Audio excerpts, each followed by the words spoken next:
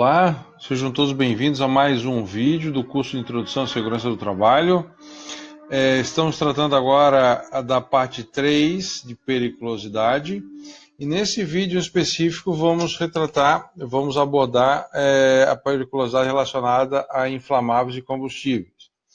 Eu sou o professor Rafael Nilson Rodrigues e vou mostrar para vocês nessa aula as principais situações que envolvem periculosidade por inflamáveis e combustíveis e como a gente analisar essa exposição à área de risco e as pessoas que estão envolvidas numa condição de periculosidade.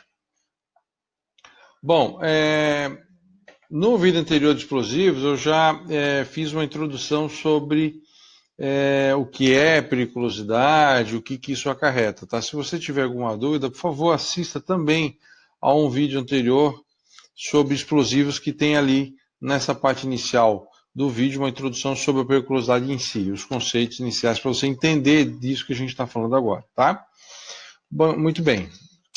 Inflamáveis e combustíveis. Nós temos dois tipos, inflamáveis líquidos e gasosos. Mesmo que o combustível seja gasoso liquefeito artificialmente por pressão, por ser armazenado em condições de sob pressão, ele ainda vai ser avaliado como um combustível, como um inflamável gasoso. Bem, existem alguns limites iniciais desse anexo 2, que é o anexo de inflamáveis combustíveis, que a gente deve considerar. Então, nós temos aqui uma observação importante. Ações de transporte e somente de transporte, às vezes equivocadamente se faz alguma análise para armazenamento para qualquer outra atividade, com relação às quantidades que eu vou mostrar aqui, e é errado, é que exclusivamente a norma deixa bem clara as operações de transporte de inflamáveis líquidos ou gasosos liquefeitos, em qualquer tipo de vasilhame ou a granel, serão considerados em condições de periculosidade, exceto para o transporte em pequenas quantidades. Quer dizer que veículos que transportem até dentro de uma quantidade pequena, aquela quantidade transportada não vai caracterizar a periculosidade. Quais são os limites para esse transporte? Até 200 litros para inflamáveis líquidos e 135 quilos para inflamáveis gasosos liquefeitos. Percebam que a norma vai tratar inflamáveis líquidos associados a litros, ao volume, e os inflamáveis gasosos vai tratar associado à massa, à quantidade em quilos, tá? Então, até esses limites transportados não vai caracterizar, não vai impactar periculosidade. As quantidades de inflamáveis contidas nos tanques de consumo próprio de veículos, então veículo é aquela máquina, dispositivo automotor para deslocamento, não é uma máquina de uma indústria, tá? Não é isso. Então, às vezes também se faz uma análise equivocada nesse sentido. Então, as quantidades contidas nos tanques de consumo próprio dos volumes não serão consideradas para efeito dessa norma. Ou, em outras palavras, não impactarão em periculosidade. Por exemplo, carretas, em transporte rodoviário, carretas possuem muitas das vezes muitos tanques, mais de um tanque, e tanques muito grandes de diesel, para dar uma autonomia muito grande de viagem desses veículos, tá? Então, é uma quantidade significativa de um produto combustível que tem ali, porém, como é para consumo próprio, aquele combustível nos tanques não são considerados para fins de análise de periculosidade. Tá certo? Aqui tem um exemplo a ilustrar de um tanque elevado de inflamável, de combustível. O tanque pode ser elevado, numa condição que a gente está vendo na figura, né, acima, sobre a terra, ou um tanque de combustível pode ser enterrado, né, pode estar enterrado no subsolo. Né? Pois bem. Parecido com o que a gente viu em explosivos, na análise de inflamáveis, a NR16 também segue um raciocínio semelhante. Primeiro descreve algumas situações e depois vai mensurar, vai informar, determinar o tamanho das respectivas áreas de risco frente às atividades desenvolvidas associadas a inflamáveis ou combustíveis. Tá? Então, por exemplo,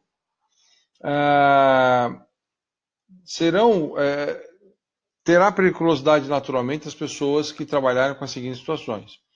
Na produção, transporte, processamento e armazenamento de gás liquefeito, no transporte e armazenamento de inflamáveis líquidos e também os gasosos liquefeitos e de vasilhames vazios que não foram desgasificados ou decantados. Aqui vale uma observação.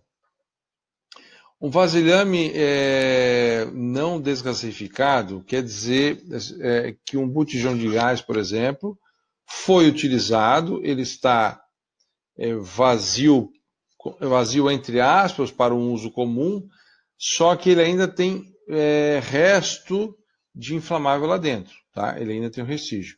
Então, não desgasificado quer dizer que ele não passou por um processo para a retirada completa de qualquer resíduo, resto de inflamável gasoso, tá? Então, para fins de norma, se um botijão estiver pela metade ou próximo do vazio, se ele ainda não foi desgasificado, ele é considerado como se estivesse cheio. Então, não se faz essa distinção de quantidade de gasoso dentro de um vasilhame. Bom, continuando. Estará desenvolvendo atividade naturalmente periculosa nos postos de reabastecimento de aeronaves, então aeroportos, estruturas locais do gênero, nos locais de carregamento de navios-tanques, vagões-tanques, em caso de transporte por trem, caminhões-tanques, enchimento de vasilhames, independente do tamanho, com inflamáveis tanto líquidos quanto gasosos. Os locais de descarga de navios-tanques, vagões-tanques, então, no carregamento e na descarga também, tá? Então, essas pessoas naturalmente estarão envolvidas, porque elas estão associadas diretamente às atividades caracterizadas aqui como em periculosidade. Tá? Continuando. F. Então, no serviço de operação e manutenção de navios-tanques, assim por diante, tá?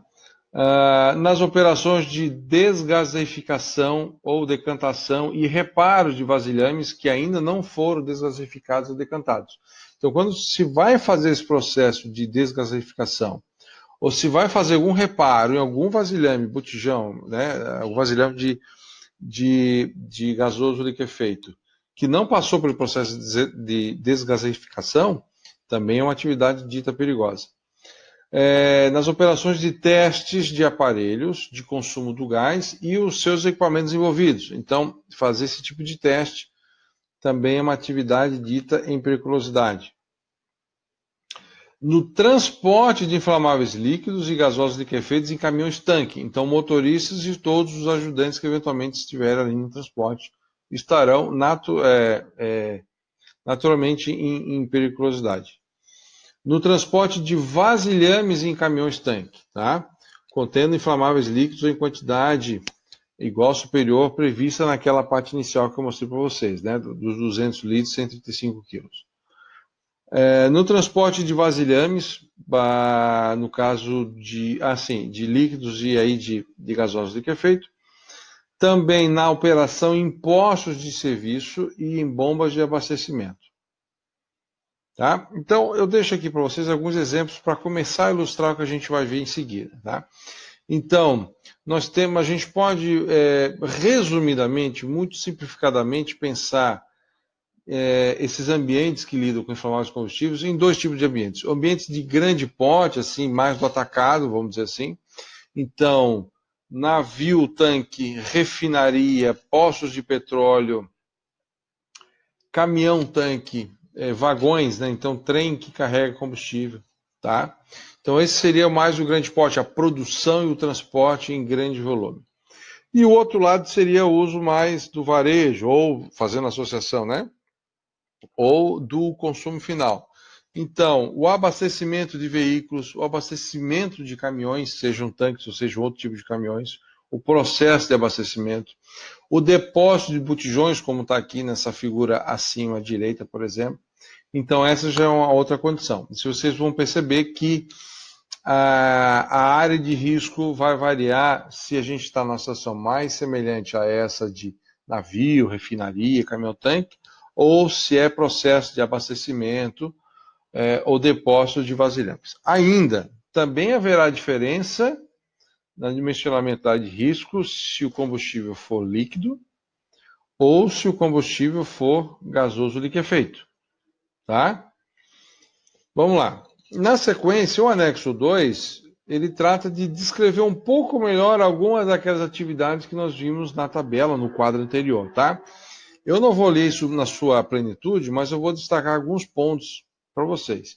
Então, por exemplo, aqui ele descreve o que seria o serviço de operação e manutenção de embarcações, vagões tanques, caminhões tanques, bombas e vasilhames inflamáveis, tá?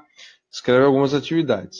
Eu gostaria de chamar a atenção para esse item 3, por exemplo, do armazenamento de inflamáveis líquidos em tanques ou vasilhames, tá? Então, vai ser considerado em periculosidade qualquer atividade executada dentro da bacia de segurança dos tanques. Bacia de segurança, dentro dessa disciplina, a gente não vai muito longe, muito além do que é necessário, tá? Mas bacia de segurança é um termo que não está bem claro dentro da NR16. Não existe um glossário dizendo isso, tá? Então, dentro da área em que os tanques estão instalados, vamos considerar assim, tá? Ou letra B, que aí é um ponto que eu queria chamar mais atenção, que é arrumação de tambores ou latas ou qualquer tipo de outra atividade, executada dentro do prédio de armazenamento de inflamáveis ou em recintos abertos. Então, olha só.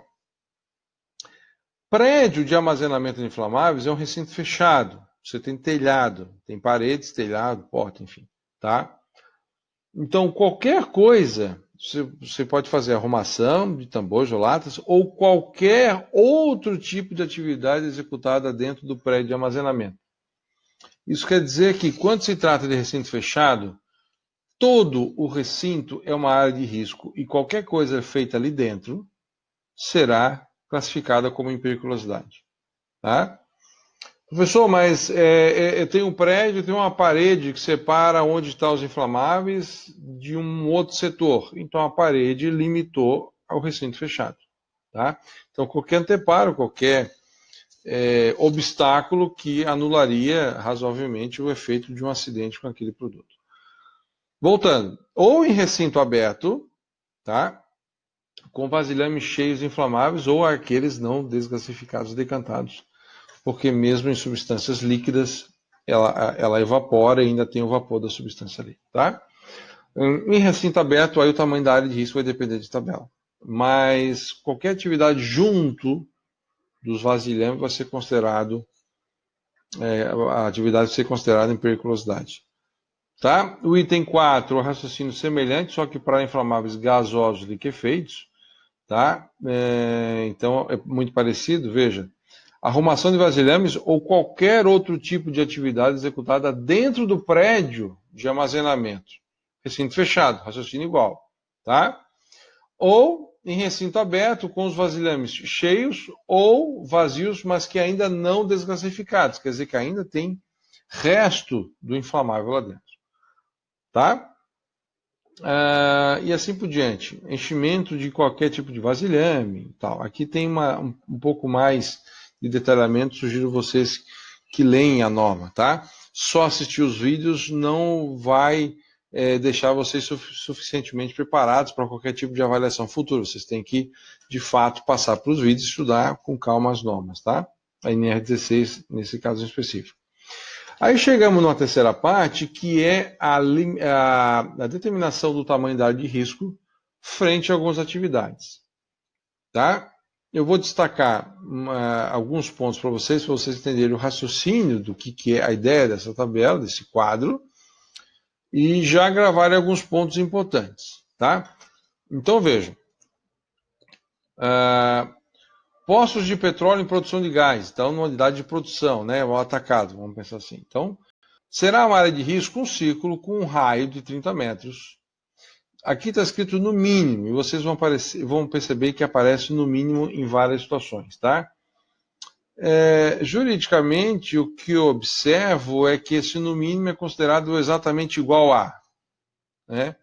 Então, como se não tivesse escrito no mínimo. Tanto é no mínimo ou no máximo, exatamente igual a 30 metros, tá? Vamos considerar isso na prática. Ciclo com raio de 30 metros, com centro na boca do poço. Então você tem um poço lá de produção de petróleo, produção de gás, e no ponto desse poço sai um raio de 30 metros e aquele círculo em torno disso é a área de risco. Professor, mas tem mais coisas sendo processadas, outras atividades sendo feitas juntas desse poço de petróleo, tá? Então você vai pegar atividade por atividade, vai pegar as suas respectivas áreas de risco e vai sobrepor todas, tá? E aí a área de risco final, no somatório disso tudo, na sobreposição, aquele formato final vai ser a área de risco total de toda aquela instalação, de toda aquela área. Continuando. Uma unidade de processamento das refinarias, faixa de 30 metros, e aí veja, aqui não é ciclo, aqui é faixa de 30 metros de largura, tá? Contornando a área de operação da refinaria. Outros locais da refinaria onde se realizam operações com inflamáveis e em estado de volatilização, e assim por diante. Faixa de 15 metros, tá? Contornando a área de operação. Tanques de inflamáveis líquidos. Toda a bacia de segurança. Aqui vai ser um pouco difícil, quando o tanque é enterrado, de ver a limitação, qual é a bacia de segurança, tá? Mas consegue, com um pouco de esforço, ver exatamente toda a área em que engloba os tanques que estão enterrados, ou que são os elevados, fica mais fácil de verificar. Tanques elevados, só que de inflamáveis gasosos. Tá? Então, ciclo com raio de 3 metros. Pensa em 3D, né? Então, ciclo não é só na lateral, na altura também. De 3 metros com centro nos pontos de vazamento eventual. Como um tanque tem conexões, tem tubulações, curvas, válvulas, registros, equipamentos de medição, todas essas conexões são pontos de vazamento eventual. Então você tem que atribuir vários ciclos de 3 metros em cima de cada ponto. Na prática, você pode considerar, para facilitar o seu raciocínio, de considerar uma faixa de 3 metros ao redor do contorno final desse tanque e seus acessórios, digamos, né? Das tubulações, conexões e válvulas, etc. Carga e descarga de inflamáveis líquidos contidos em navios, assim vai. Abastecimento de aeronaves. Aí aqui tem uma curiosidade. Então, toda a área de operação. Aqui vocês não estão vendo uma distância em metros.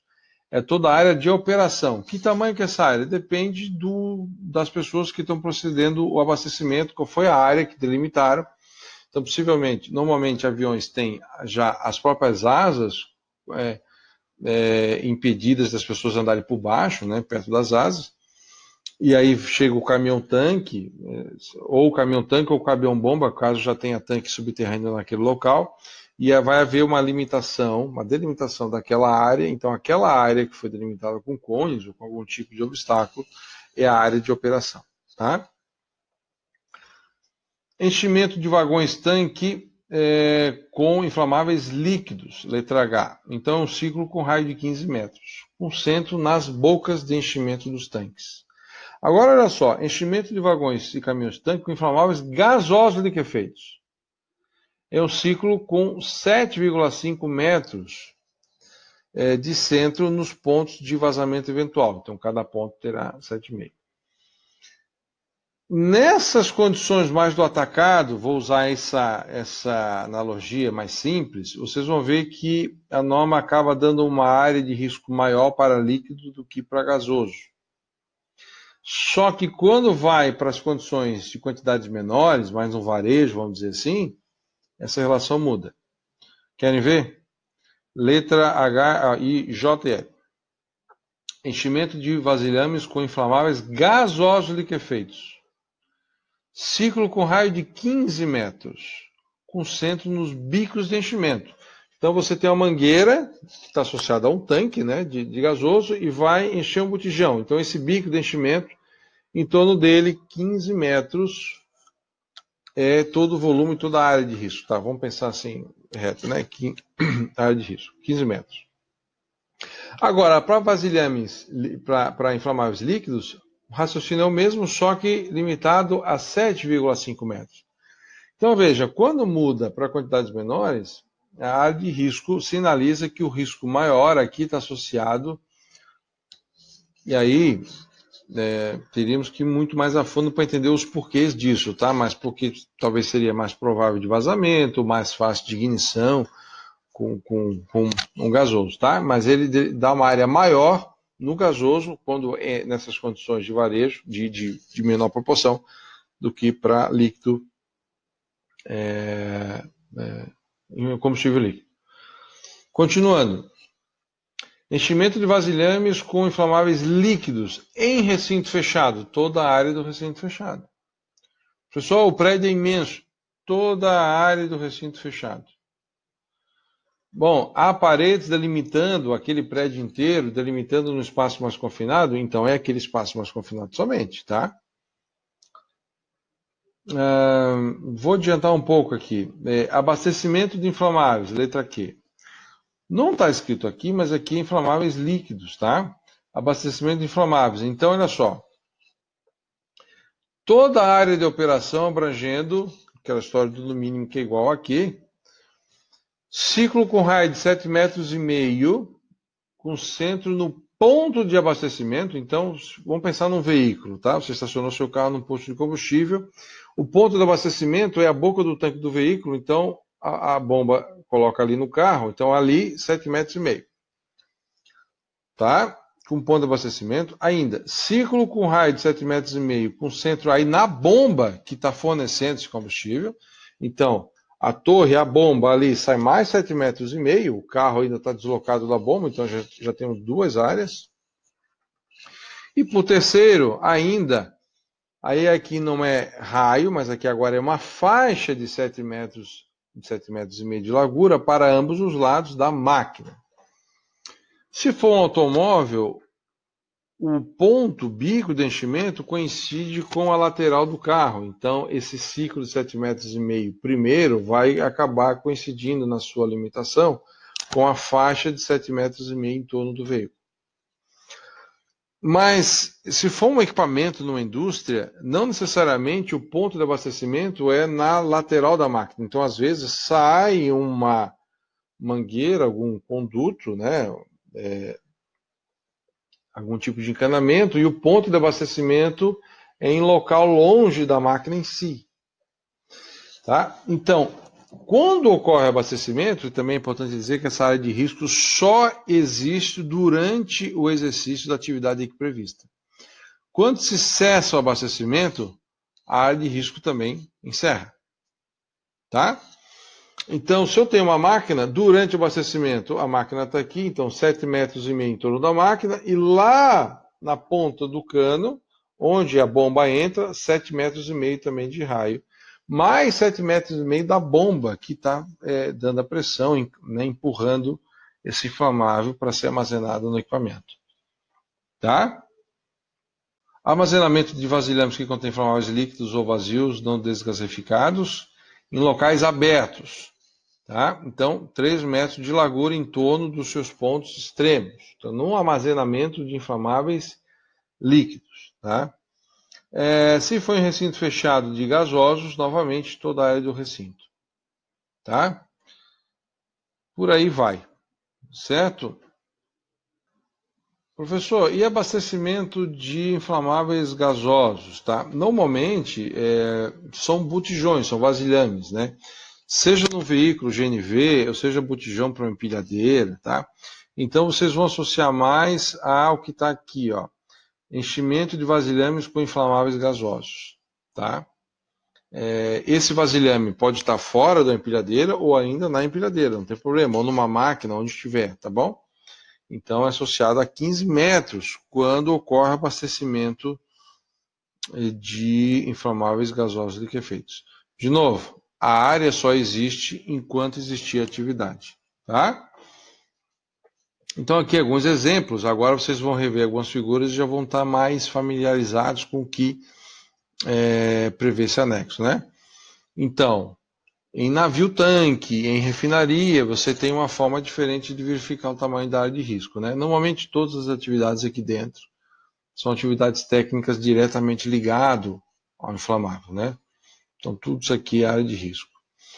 Em abastecimento, então veja, o que acontece no dia a dia? Um frentista de posto ou uma frentista de posto de gasolina, de combustíveis, normalmente está o tempo inteiro, ou quase o tempo inteiro, associado à área de risco. Por quê? Primeiro, é uma atividade habitual. Passa o dia abastecendo veículos, é habitual. Tá? O veículo não fica parado 24 horas por dia. Sim, mas aqui tem um veículo, depois tem um outro do lado, depois tem um terceiro ali, e assim vai por diante. De maneira que, ao longo do dia, ao longo da semana, ao longo de um mês, é habitual o exercício da atividade de abastecimento para aquela pessoa. Tá? Agora, olhando para a área de risco e olhando para qualquer outra atividade que não seja a de frentista, a área de risco vai ser associada, então, aqui tem a bomba, 7,5 metros em torno da bomba, aqui tem o carro, 7,5 metros de faixa em torno do carro, e digamos que aqui na parte traseira seria a tampa do tanque de combustível, mais 7,5 metros de ciclo aqui em torno da boca, né? Da entrada do tanque de combustível. Isso para inflamável líquido.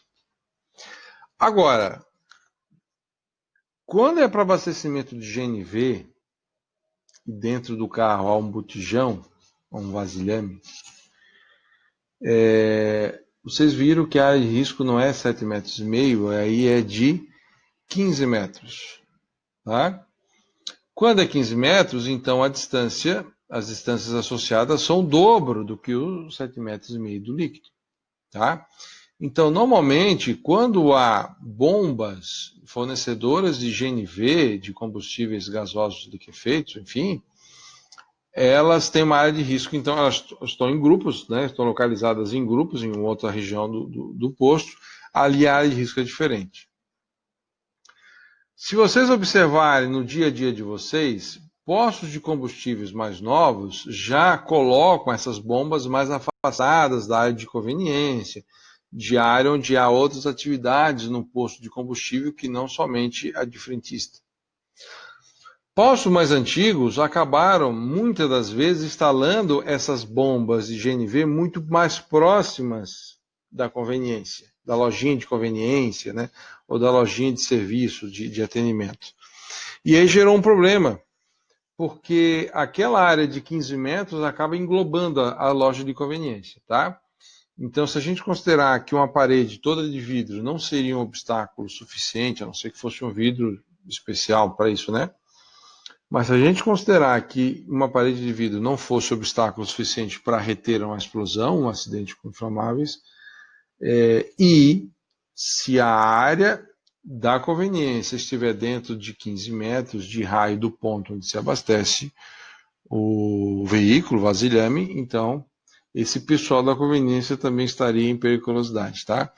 Então, é muito comum os postos de combustível se atentarem a esse detalhe e tomar algumas providências para evitar que pessoas que não precisavam estar em periculosidade, né, que elas de fato não fiquem em periculosidade. Então, ou se desloca as bombas, ou se faz alguma proteção para que não abranja essas salas de conveniência.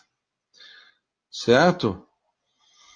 Dentro de recinto fechado, e a gente vai ver algumas exceções que vêm a seguir, quando as embalagens são lacradas ou estabelecem alguns limites de tamanho, de quantidades de produtos dentro das embalagens, mas é importante vocês terem em mente o seguinte, tá? Então, dentro de recinto fechado, se houver aqui periculosidade, será em todo o recinto, tá? Aqui eu peguei exemplos mais exagerados, com grande quantidade de substâncias, não necessariamente todas inflamáveis, né? Mas vamos considerar que são, tá? Então, todo recinto seria uma área de risco, tá? Porém, antes, então aqui para ilustrar a questão do abastecimento de aeronaves, tá? Então toda essa área, tá? Existe uma delimitação mais ou menos aqui com alguns cones, mas toda a área associada em torno da asa do avião, em torno do caminhão e lá pelo outro lado, então toda essa área aqui é a área de risco durante o procedimento de abastecimento da aeronave. Mas, enfim, como essa área, o pátio de aeroporto, é sempre uma área muito controlada em termos de acesso de pessoas, então, normalmente, não há pessoas estranhas à atividade do abastecimento andando por aqui, tá? Então, todo o serviço de bordo, de carregamento das aeronaves, elas são feitas obedecendo critérios de segurança, então o transporte e o deslocamento são distanciados dessa atividade do abastecimento e feitos em parte do avião longe também das asas aqui. Né? Aliás, uma curiosidade, se vocês já tiveram a oportunidade de andar pegar um voo, o comandante ele anuncia antes do taxiamento da aeronave de que o abastecimento já foi concluído. Né? Tripulação, abastecimento terminado, concluído. Porque só a partir desse momento é que vale a pena você colocar o cinto de segurança. Porque antes, se houver um acidente qualquer, a aeronave está parada, está em solo. Se houver um acidente qualquer no abastecimento, o fato de estar sem o cinto afivelado facilita a evacuação da aeronave, né? A saída das pessoas da aeronave. Então, só coloca o cinto de segurança na aeronave, claro, com ela vai estar parada, as pessoas estão embarcando, né? Só depois da finalização do abastecimento. Tá? Então, aqui para ilustrar, depósitos de GNV, então, cheios ou até vazios que ainda não desgasificados, são considerados uma coisa só. Tá? O armazenamento é uma atividade em si, considerada uma atividade, também tem uma área de risco associada. Tá? E aí aqui dentro da área de risco, qualquer coisa que você faça, mesmo que seja limpeza, qualquer coisa que você faça aqui vai ser considerada em periculosidade também. E aí vem as exceções previstas nesse anexo. Tá? Então o que acontece? Existem tambores, latões, existem embalagens, tá? Padrões, que dependendo do tipo de substância, se essas embalagens estiverem lacradas e não estourarem os limites previstos na tabela que eu vou mostrar a seguir, é considerado que ali dentro, pela quantidade e pelo tipo de embalagem, a situação está protegida e aí fica descartada a periculosidade, independente da quantidade de embalagens iguais a essas que existem juntas, tá? Então, você é um motorista de caminhão que vai carregar latas de thinner, por exemplo.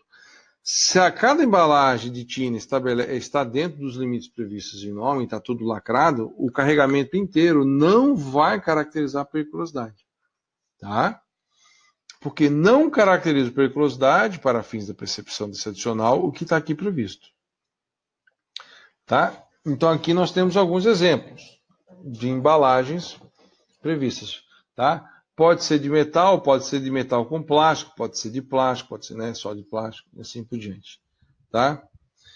Eu dividi a tabela em algumas partes para poder facilitar a visualização aqui no vídeo. Então vejam.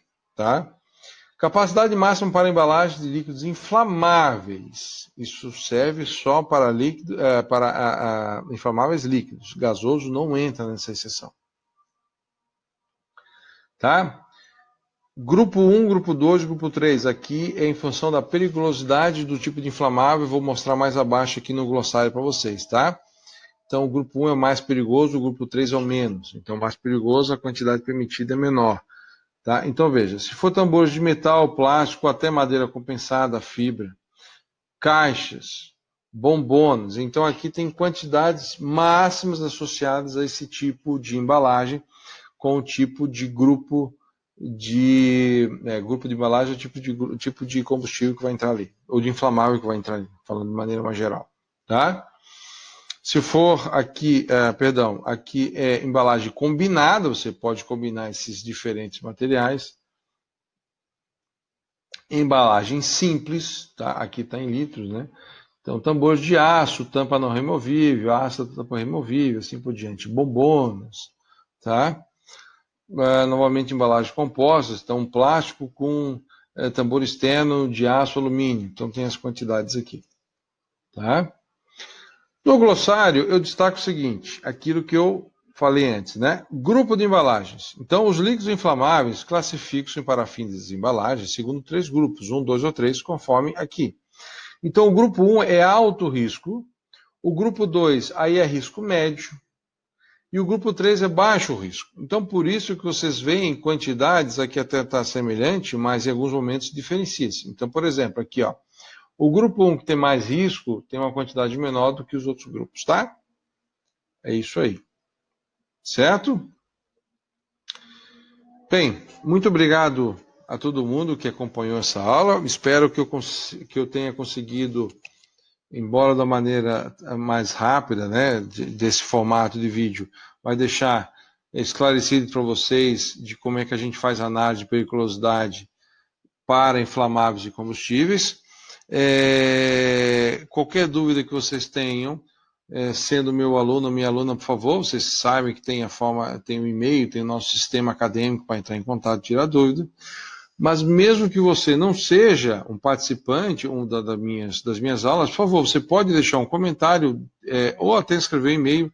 Traga a sua dúvida até mim, eu vou ter o prazer de conseguir de te ajudar e tentar esclarecer a sua dúvida, tá? A todos e todas, muito obrigado e até a próxima oportunidade.